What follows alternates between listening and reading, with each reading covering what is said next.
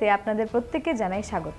Football mania মানেই হলো ফুটবলের যাবতীয় বিষয়বস্তু সম্পর্কে আপডেট থাকছে শুধুমাত্র আপনাদের জন্য।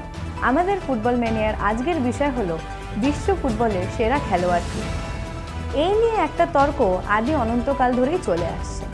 পেলের যুগের লোকেরা বলেন যে পেলে সবথেকে সেরা খেলোয়াড়, আবার মারাদোনার যুগের লোকেরা বলেন যে মারাদোনা সবথেকে সেরা খেলোয়াড়।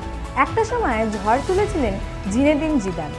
তিনি বিশ্ব ফুটবলারদের সেরা শিরোপাধারীদের চ্যালেঞ্জ জানিয়েছিলেন তার অসাধারণ বল প্লের মাধ্যমে।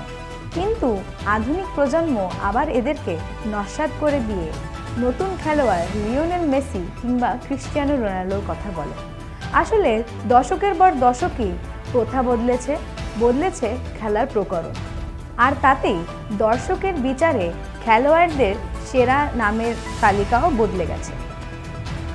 যেমন পেলে নিজের অসামান্য খেলার ধরন দিয়ে ব্রাজিলকে পরপর 3 বার বিশ্ব চ্যাম্পিয়ন বানিয়েছিলেন, সেটি যেমন সত্যি, আরেকদিকেও মিথ্যে নয় মারাদোনার হ্যান্ড অফ গড এবং অদ্ভুত খেলার স্টাইল।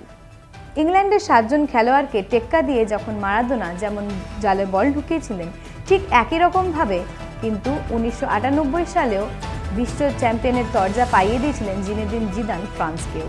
আর মেসি রোনাল্ডো তো হালের ব্যাপার, ওরা এখনও খেলে চলেছে।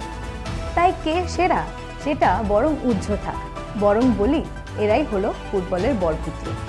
আমাদের আজকের ফুটবল ম্যানিয়ার বিষয়বস্তু ছিল বিশ্ব ফুটবলের সেরা চ্যাম্পিয়ন কে।